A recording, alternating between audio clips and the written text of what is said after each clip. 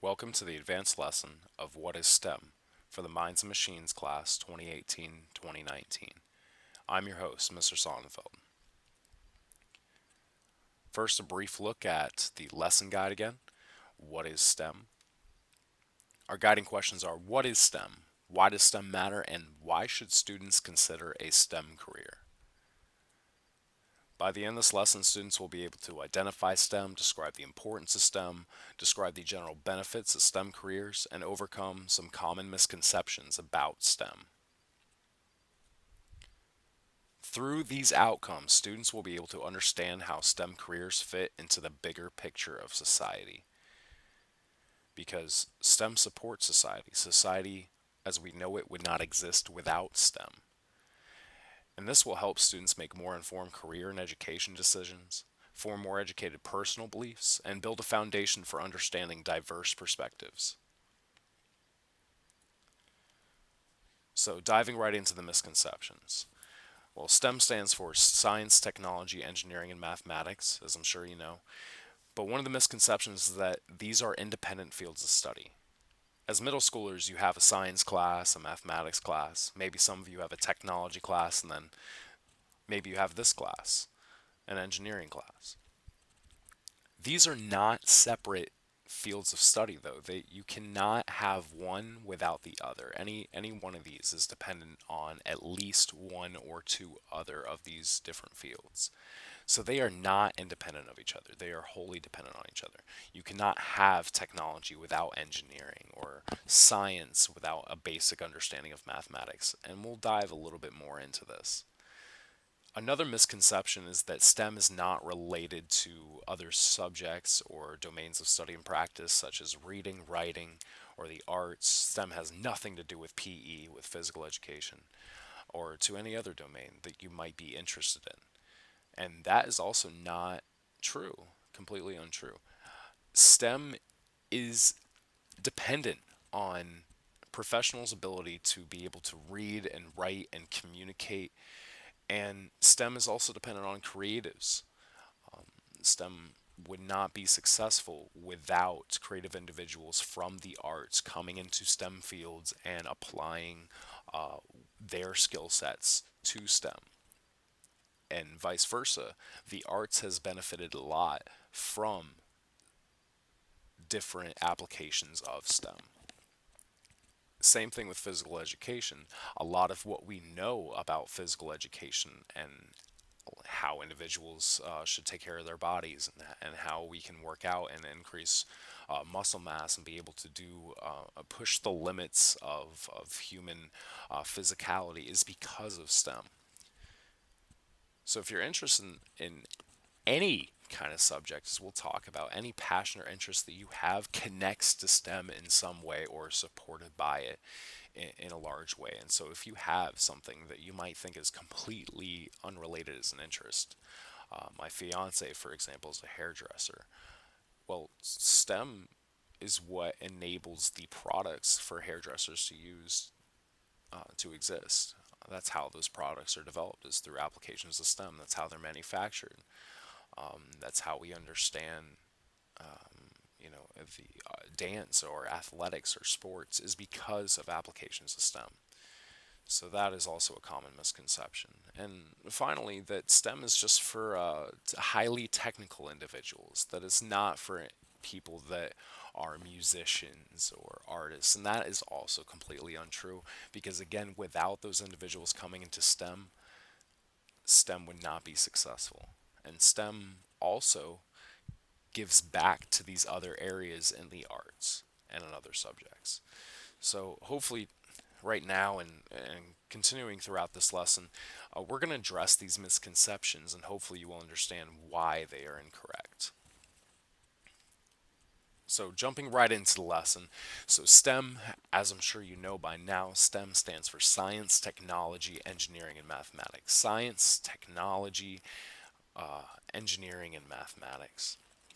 But we need to dive in because this is the advanced lesson. We need to dive into what is actually the definition of STEM? Okay, so that's what the acronym stands for, but what is STEM? Because STEM is not just science, technology, engineering, and mathematics. I'm really sorry to tell you that, to kind of lie to you in the basic lesson, and to lie to you in this slide in particular, because it's way more than that. It is science, technology, engineering, and mathematics combined. But in order for us to understand what that last word combined means, we need to dive into what these different subjects even are. What is science? What is technology? What is engineering? What is mathematics?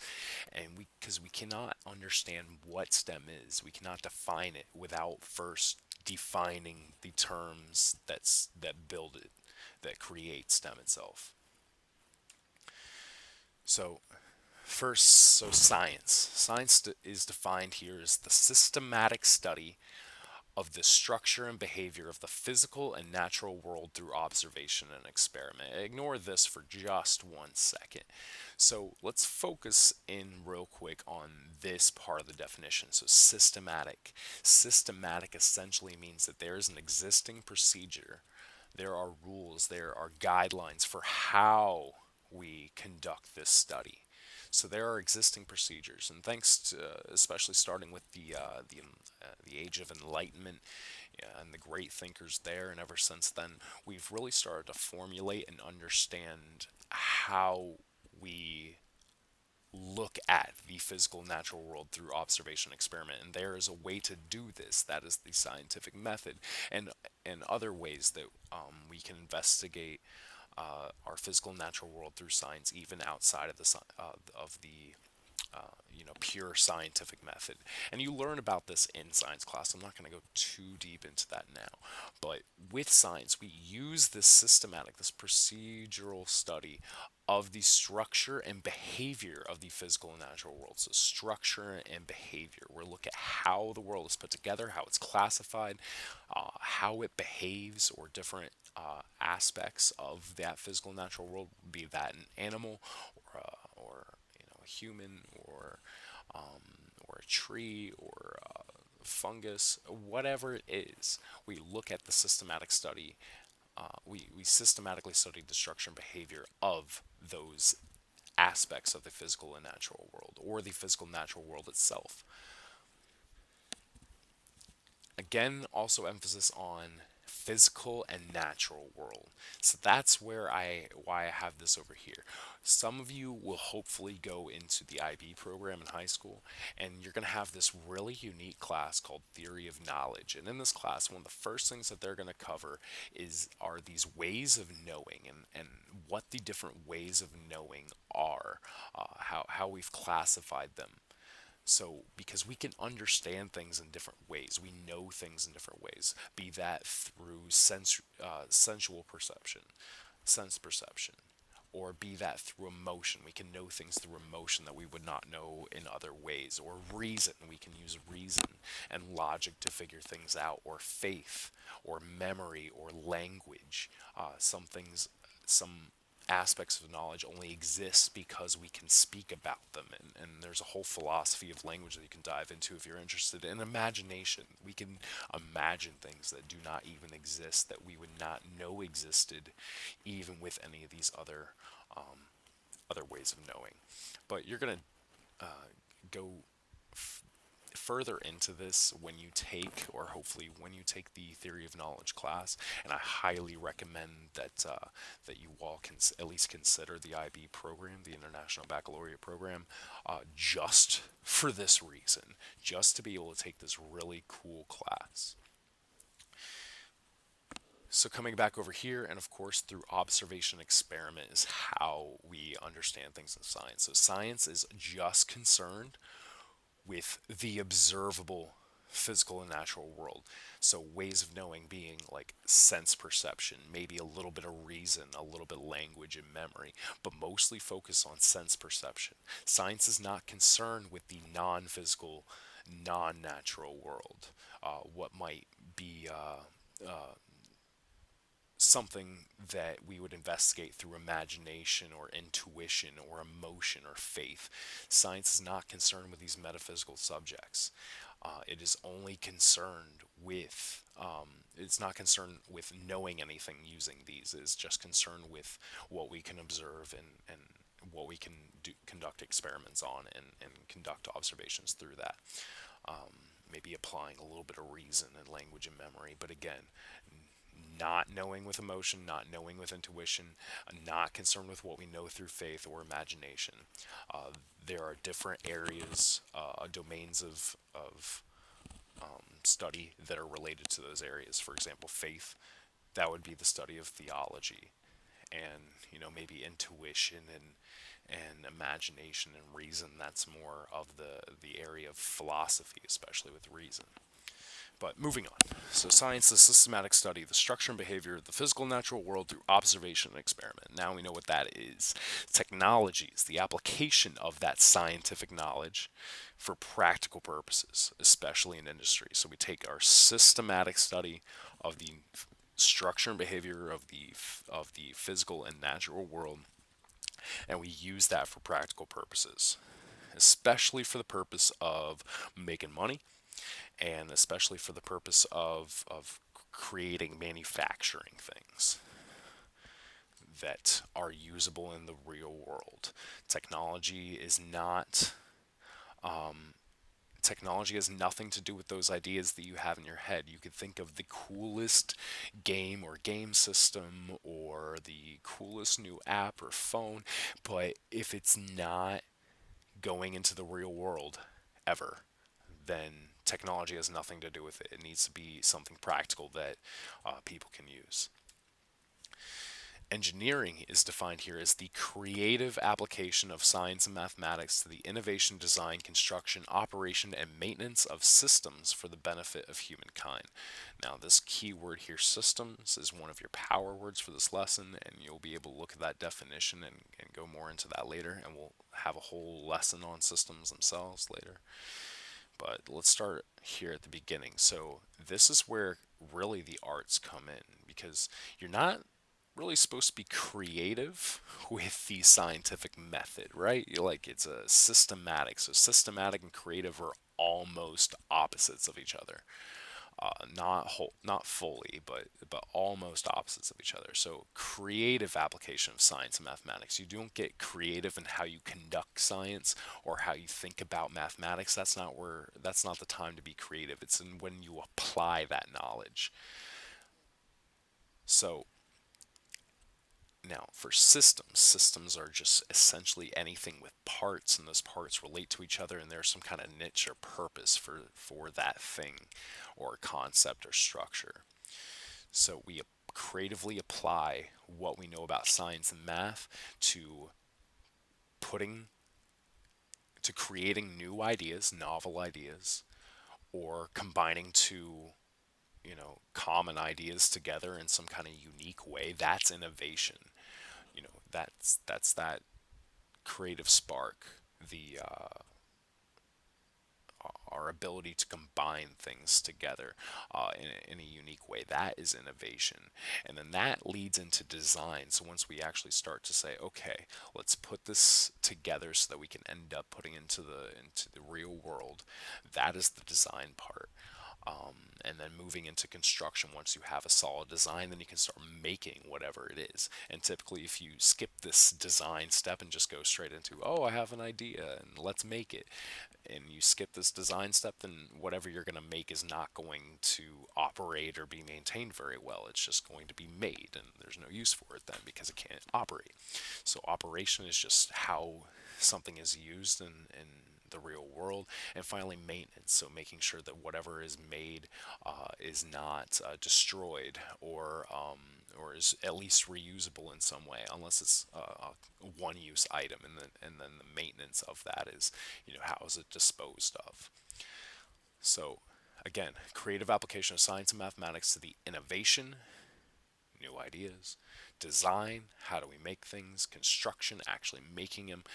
Once those things are made, how is it going to work in the real world? And how are we going to continue using that system into the future and for the benefit of humankind? Now, I kind of disagree with this aspect of the definition because, of course, there are systems that we create that do not necessarily directly benefit humankind. You know, we make prosthetics for different types of animals, and, we look out for Mother Earth through our engineering, sometimes trying to improve upon our impact on the planet itself. And this does not necessarily directly benefit humankind always, but we still engineer those systems. So I just disagree with that part of the definition as provided here. Finally, mathematics. And in the expert lesson, we'll go into this a little bit more, but mathematics is defined here as the study of topics such as quantity, structure, space, and change. So, applying numbers to things, we know what mathematics is, right? Quantity, number, structure. This is where we get into applied numbers because how things are put together is just applied numbers. And we know this because of geometry. And we know this because of trigonometry. Once you start applying number to space, then you start to get then you start to get structures that are made. And then finally, so study of topics such as space and change. So change is a result of things moving in space, and things move in space because of time. And if we haven't covered in class already, then we totally will, that space and time are really one entity. Space and time are really one thing, the space-time fabric. The Cartesian plane. You think about your x and y axis. If we were to lay that x y axis down and spread it over the universe, that is space-time itself. And fundamentally, you cannot have space without time. There's no difference between where my pointer is right here and where my pointer is right here without both space and time existing. Space cannot exist without time, time not without space. And so it's really important when we think about a lot of these concepts, especially if you choose to go into the research project, that you understand that space and time are a single kind of concept. Fundamentally, and so change, so especially so with structure, space, and change, now we're starting to really get into applied mathematics, so physics. Mathematics is also defined here as the study and use of patterns and abstractions to express arguments based on incomplete information and the use of inferential logic and argument to resolve the validity and soundness of these conclusions. Okay, well, so abstractions. So we use symbols. We use symbols like the number 2 or the number 3 to represent these abstract concepts of quantity. Okay, and similarly, when we don't really know something, when we have incomplete information, like we don't know, how many apples that John can eat out of a basket for your word problem. What we're really doing when we're using that variable is we're making an abstraction to represent the fact that we have incomplete information in some sort of way. We don't know exactly what that result or what that variable is represented by. So we use another type of abstraction, a variable, in order to represent that we don't know. And then patterns. So pattern. One example, easy example of a pattern is just to understand an equation. An equation with a variable is a pattern. So you have y equals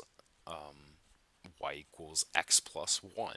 So every time that you go up in x, then the y value also increases by 1. For every x. So there is a pattern there whenever you have an equation, and that equation is just representing that pattern of these abstractions. And why we do this is to express arguments. So you've probably heard before that mathematics is a language, and that's not just that's not figurative. That's not figurative speech. Mathematics is literally language because we come to knowledge in mathematics. We come to try to arrive at truth with a capital T in mathematics the same way that we do with our everyday conversations or with our everyday thoughts. We use argumentation and claims and evidence and logic.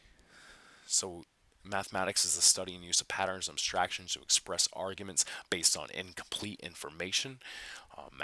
Mathematics is mathematics because we don't know all the things.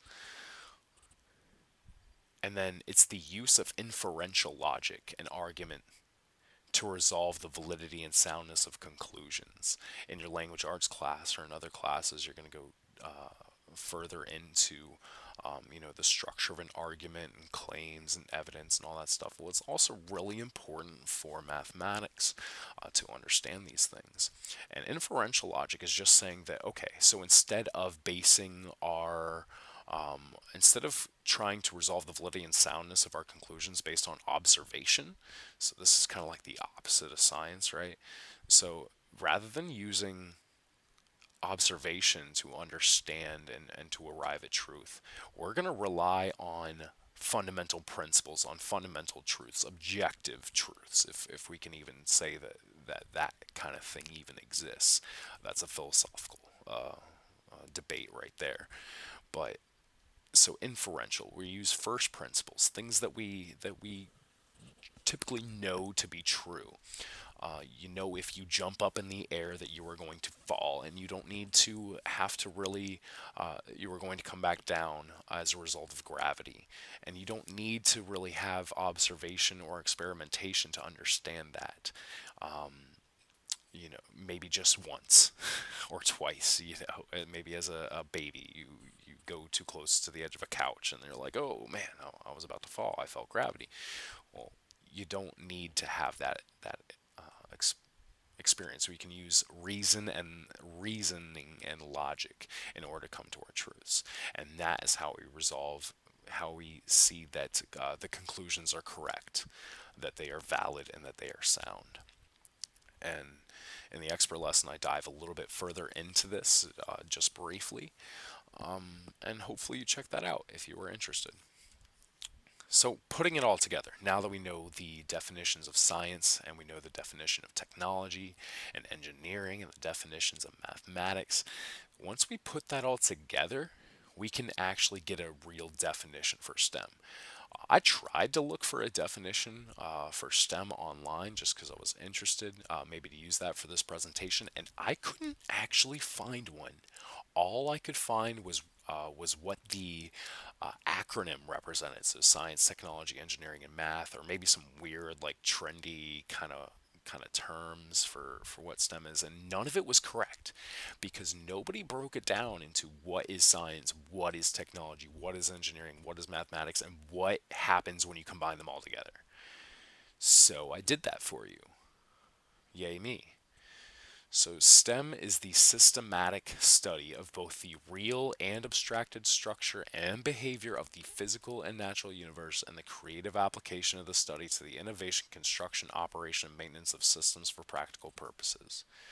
So, it is greater than the sum of its parts because, first off, we understand that for all of this, not just for science, but for all of this, when we're looking at the abstract, when we're creatively applying our studies to the creation of systems for practical purposes, when we put this all together, we understand that there's a procedure for doing all of this, that we can step by step accomplish these goals, and that there are established rules and guidelines and tips and tricks for doing for conducting STEM, for doing what this definition is saying that we are going to do. So there is a method to the madness. It is systematic. And it's the systematic study of both the real and abstracted universe. So this is where we start to combine the engineering and the mathematics. We're looking at the structure and behavior of the physical and natural universe in both the real and abstract perspectives. So we're systematically studying both the real and abstract.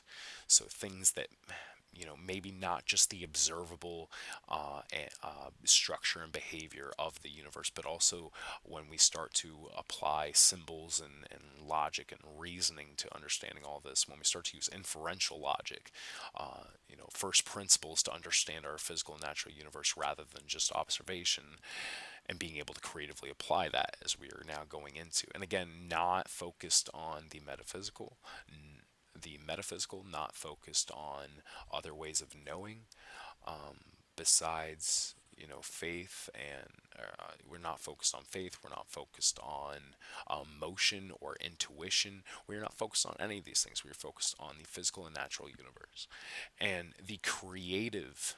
So again, emphasis on creative, from borrowing it from engineering, the creative application of this study when we look at the real and abstracted structure and behavior of the physical and natural universe, the creative application of that study to the putting together of new ideas, to the actually making things. Oh, I forgot design in here. So the innovation, design, construction, operation, and maintenance of systems, looking at how systems are being used in the real world, how they're going to be maintained, and what is the practical use of these systems. So things like mathematics, for example, there was nothing about practicality in there, or science, there was nothing about practicality in either of those definitions. But when we borrow that from technology and a little bit from engineering, we see that whatever we are doing needs to be able to have some benefit for society, for us.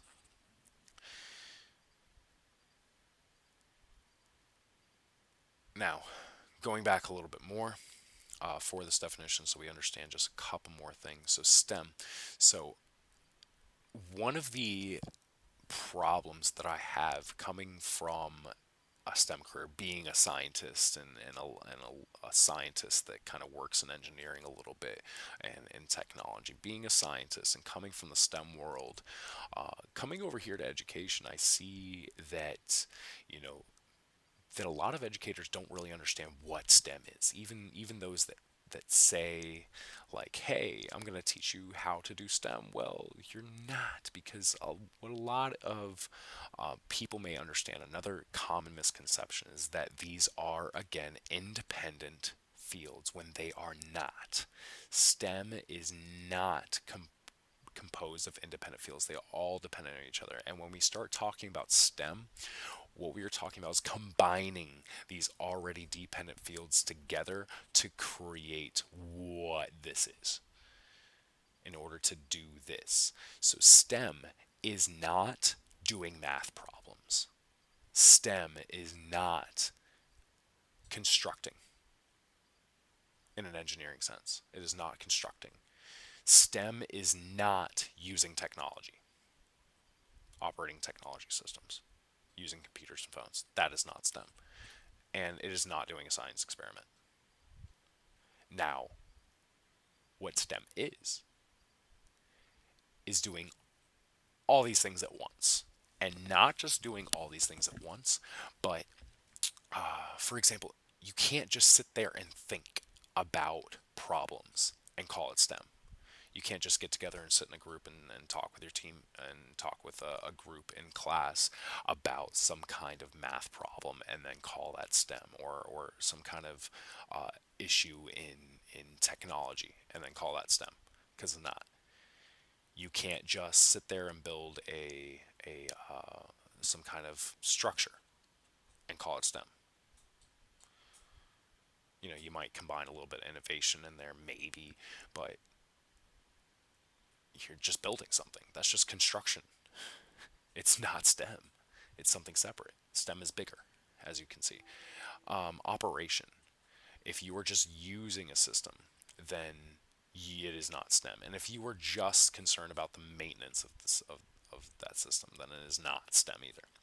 In order for it to be STEM, it needs to combine all of these things. You are going through the entire process of trying to put together new ideas, figuring out how to manufacture something, thinking about how that system is going to be operated in the real world, and also making sure that you are considering how that system is going to remain sustainable. So, how is it going to be maintained, and what is the impact of that system as a part of maintenance on other systems, on bigger systems, on society itself, on people, on the environment. If you are not doing all these considerations, then you aren't doing STEM. Simple. Moving on. So why does STEM matter? STEM matters because our contemporary society is built on STEM. What this means is that if STEM didn't exist, people would die.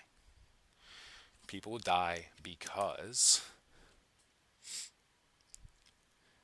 without STEM, we are not focused on the innovation, construction, operation, and maintenance of systems for practical purposes, in addition to the other parts of that definition. So without STEM, we are not considering how a treatment or how a new pharmaceutical is going to impact patients after they've been given that medication. Safety. Okay, so here's an example: cars to begin with. Henry Ford. Henry Ford building up through the Model T, I think, only came in black. That was innovation at its finest. Maybe lots of people besides Henry Ford were doing that at the time in Detroit, and building different types of vehicles, but he ended up making the first one that was cheap enough. So constructing and coming up with innovations in as far as the construction of that vehicle as well. So right there, cars, innovation, construction. But what he didn't think so much about was down down the road here. So the operation of his cars and the maintenance of those cars. And included here in maintenance is the sustainability. Oh, and I forget that I didn't include design here in this definition when it needs to be here. I need to correct that. So maintenance, including sustainability. So we didn't think about really all the aspects of safety, or all the different aspects of safety in transportation. He wasn't thinking about how people were eventually going to go faster and faster and be on highways and start running into each other. He didn't think about the fact that people were driving these vehicles, and that people are not very reliable. And so people make mistakes, or at some level, people make mistakes, and you get in car crashes. Wasn't thinking necessarily about safety in transportation, and it's really taken some innovations and by STEM professionals in order to make improvements in these areas. National defense, we wouldn't have any of the complex systems and weapon systems that we have, and our ability to deploy troops where and when needed without STEM. Energy, without our innovations in these areas, we we wouldn't be moving anywhere past the generation of electricity, that kind of Tesla versus Edison competition that was going on. I mean, we're still using the same kind of technologies that we did since electricity was invented in order to transmit electricity from place to place. And it's only with STEM that we've started to make some breakthroughs here. Same thing with emergency services. Emergency services haven't really changed in a very long time until STEM really started to get involved and making new systems to make both emergency personnel to protect them, as well as to help the increase the efficiency in which services can help people. With this, we wouldn't be able to develop really complex systems. We wouldn't be able to understand all of these things that are involved in the development of systems and be able to control lots of systems all at once. Products would be way more expensive, essentially without robots and machines making a lot of our stuff. We wouldn't have Walmart. We wouldn't be able to buy goods for cheap. Um, you know, Without STEM, there would uh, there wouldn't be people would still be making everything, and it would be very expensive in order to buy simple clothes and food. And finally, we wouldn't have many things we take for granted. Kind of this is probably the most important for you all, is that we wouldn't have computers, phones, tablets, internet, video games. People die because we don't have cures or at least treatments for many diseases, cancers, issues with babies that are born.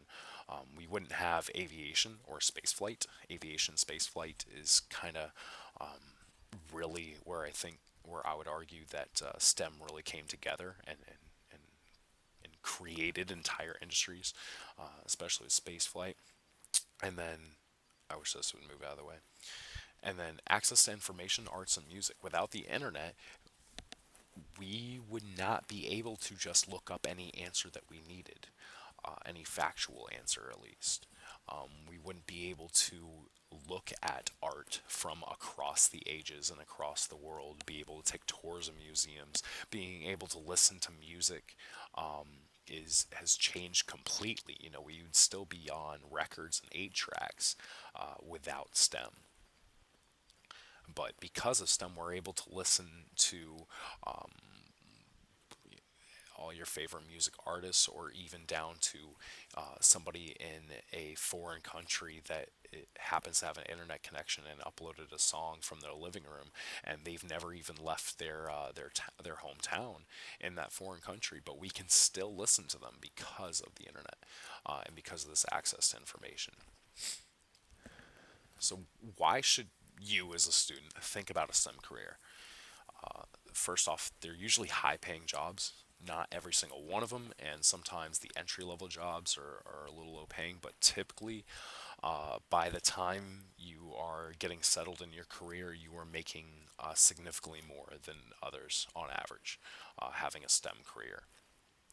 Especially given the amount of education that you need, because you don't always need, 8 or more years of college in order to have a great paying STEM career. Sometimes you can get a great high paying job with just a bachelor's or even less. You won't have a lot of options for this other stuff like career flexibility, resist automation. You would be better off getting higher degrees in STEM, but you can still start off sometimes making a lot, or at least work your way up to where you're making a lot more money than most people. Career flexibility is the next part. Because STEM, if you focus on a degree in STEM, you have some career flexibility because science and technology and engineering and mathematics apply to pretty much everything. So any passion or interest that you have, you can find a STEM job related to that, which is awesome. So if you want to hop jobs later on, like say that you are really interested in becoming a doctor or a nurse or something, but you were like, okay, well, I'm gonna focus on STEM related to that. So maybe maybe the engineering of healthcare systems, or the mathematics of healthcare, or the technology behind it, how to design that technology, how to conduct science to create these technologies. So you focus on that in the healthcare industry, and then later on you're like, you know what, I don't really like working with people anymore. Then you still have the ability to apply everything that you learned directly into a new job, maybe working on systems for animals, or maybe then going into sports and saying, you know what, I learned a lot in the healthcare field, let's apply that to athletics. You can do that without any kind of misstep or having to start all over. You can continue your career path forward, and so it's very flexible, that you don't have to start all over if you change your mind later on. That's what this means essentially, is that you don't have to start all over if you change your mind. And trust me, you're going to change your mind. Everybody does. Some people like 20 times. It's a little crazy. What this also affords you is the ability to do multiple career paths at once. In that, because say that you are become a mathematician and you apply your mathematics knowledge to scientific or engineering problems, and you're working on STEM problems, you can not only can you work on, say, the mathematics of economic systems, but on the side you could also do, okay, so the mathematics of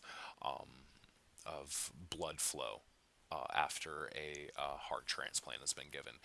Because you have this background in STEM and applying one of these fields to solving STEM problems, you can pursue multiple careers at once if you really wanted to. Plus, in order to be a successful STEM professional, you usually got to have a lot of some kind of artistic talent as well, or you end up developing it along the way, such as video editing or audio or something like that. I know you can't tell with my current video and audio right now, but or web design or something like that. You end up picking up some other skills that you can use to support some kind of other career if you wanted to, or a side hustle. Next, another reason to think about STEM careers is that they're kind of resistant to automation. Other jobs like say for example truck drivers. Truck drivers right now are about to start facing a little bit of automation because we are starting to have self-driving cars, self-driving trucks, and so there's going to be a lot more competition for truck driving jobs because those jobs are getting automated. Now, entire industries, entire livelihoods have already been destroyed by automation and technology at different points in history. This is a cyclical process. This happens over and over again where we develop new technology and people lose their jobs. And if you happen to be in a job that isn't flexible, then you wind up, sometimes, 30 years into your career, and then all of a sudden your job doesn't exist anymore. And you have to start all over in getting the correct training so that you can continue to make a livelihood so you're not broke. And that's one cool thing about STEM careers is that because they're so flexible, that they're resistant to automation. It's kind of hard to do, you know, STEM jobs. Mathematics, sure, yeah, you got calculators and stuff like that, but to really understand the fundamentals of why you're doing those problems, that's why mathematicians exist, and are completely replaced by computers because mathematicians are doing things that no computer that we've ever made can do for their jobs. They're not just sitting there crunching numbers that a calculator can do most of the time. So they're very resistant to automation. Even like teaching, teaching or any practitioner job, any service job can be replaced by automation at some point because we're starting to create systems that are able to do those tasks, near what a human could do or close to what a human can do, and eventually can surpass humans at that. So things that we can easily surpass humans at that don't require higher level thinking or innovation or design thinking, anything like that, is not very resistant to being taken over by robots or machines in some kind of way, or algorithms. These mathematicians, yeah, they're making equations to replace everybody's jobs. And that's why they make the big bucks. And finally, there's high demand, and there always will be, unless the world ends. Because our society is so dependent on STEM professionals now, there is not a single industry where STEM professionals cannot find work. And STEM professionals are typically, even though they can be creatives and apply their creative knowledge, they're the technical ones. They're the ones that can solve problems and know how to solve those problems, and can work in teams in order to solve those problems. So there's always a high demand for STEM professionals, and because typically you need a lot of education. You can get a little bit of education and make a good bit of money, but you know you have the ability to continue your education and then get the skills that nobody else has, and that makes it to where employers want to hire you. Also, there's just a high opportunity cost with not choosing a STEM career. So opportunity cost is so if you spend your time doing one thing, how much, are you wasting your time versus if you spent time in that career, could you just hop and go do something else? So there's a high opportunity cost with not choosing a STEM career. If you chose a STEM career, career flexibility, multiple career paths at once. You can do whatever you want. But if you don't choose a STEM career, Then first off, well, STEM careers involve years, sometimes even decades of education training. Again, you can get a high-paying job really quickly if you wanted to in some careers, but in order to really get into the depths of one of these areas, it involves years and decades of education training and experience. So early involvement is essential. If you don't even have it on your radar at some point in high school or maybe early in college that you want to do a STEM career, it might start being too late for you. If, for example, you decided not even to go to college, then it's a little bit hard for you to get started with a STEM career. At least it becomes a little bit more difficult than if you made that decision earlier. Getting internships and working at companies when you're young can really boost your career and make it a lot easier for you to have a STEM career. And as you get older and older, say once you get into your 20s and then 30s and then later, or toward the end of your career, then it becomes extremely difficult to start all over because you need that education and training and experience and job experience that you would not be able to have elsewhere. Now, again, opportunity cost, it's higher for not choosing a STEM career because as a STEM professional, you can still pick up those other skills that maybe just require a little bit of training, and by a little bit, just a few months of training or something, in order to do some kind of other job, or maybe a couple years of education somewhere, or a few online courses, or just getting hired somewhere. STEM professionals can go and hop around if they wanted to. Again, flexible.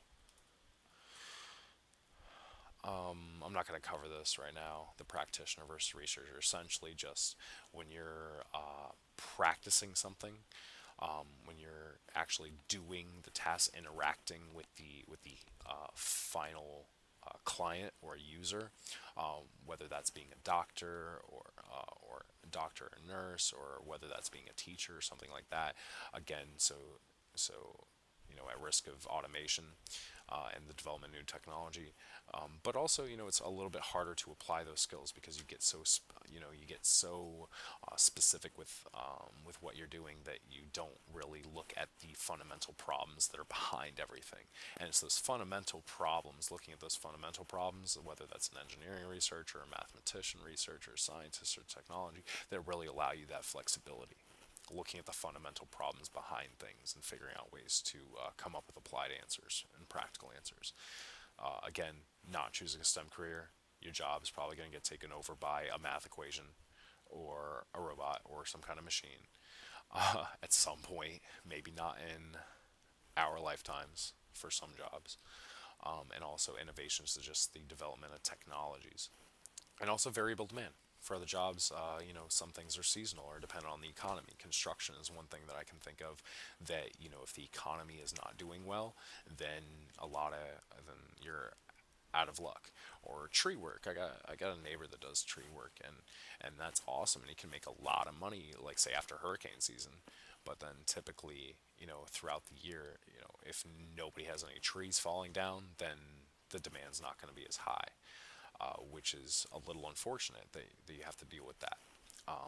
Of course, you can work around this. You can work around variable demand, but it just is a little bit harder to do. So, what you're going to learn later.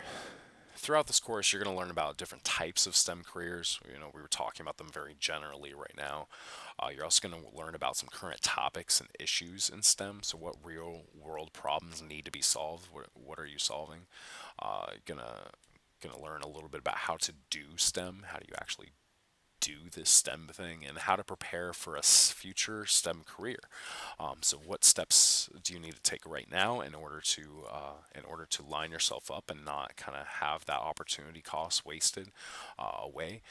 How to make the right moves, the right decisions in order to start off with your career. And the first is by doing well in this class.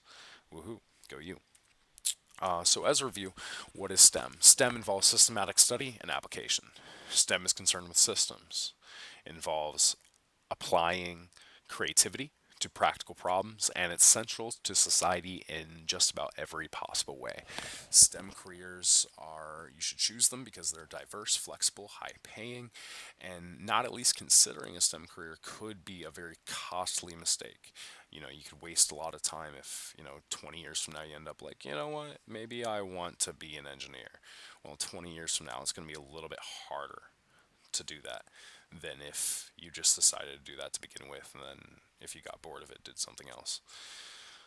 And again, so both technical and creative people are needed in STEM. We've been talking about this a lot about how creativity is embedded in the definition of STEM. So it's not just the nerds, but your creative types as well are fundamental to successful STEM. Wrap up. So what is STEM? STEM is the systematic study of both the real and abstracted structure and behavior of the physical and natural universe and the creative application of the study to the innovation, construction, operation, and maintenance of systems for practical purposes and design. Sorry, I left that out. Why does STEM matter? Because society depends on STEM. Simple. We depend on it. Without it, there wouldn't be modern society as we know it. All the things that you love would probably not be around, besides your family. Some of them. And that should be three. Why should students consider a STEM career?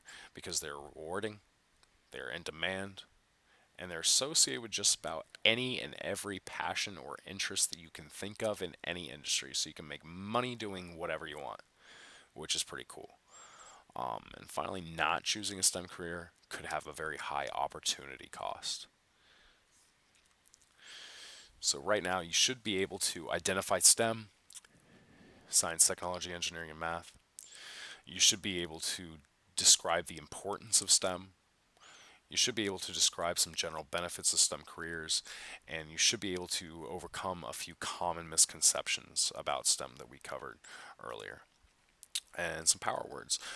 So with that, I will leave you and I will let you go. Be sure to check out the expert lesson if you are really interested in this topic.